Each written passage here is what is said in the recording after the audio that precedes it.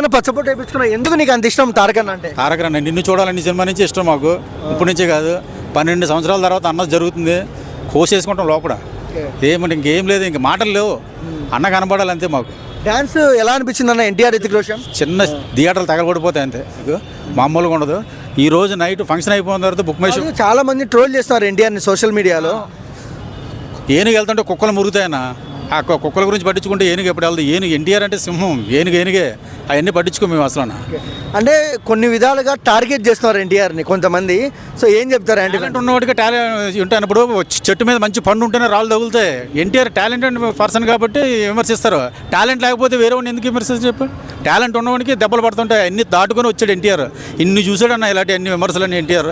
ఎప్పుడు పాలిటిక్స్లో వస్తున్నారు? వద్దన్న, ప్రస్తుతానికి పాలిటిక్స్ వద్దన్న, మాకు సినిమాలో బెస్ట్. ఇంకొక 20 సంవత్సరాలు అన్న మాకు సినిమాల్లో మమ్మల్ని ఎంటర్టైన్మెంట్ చేసిన తర్వాత అంటే చాలా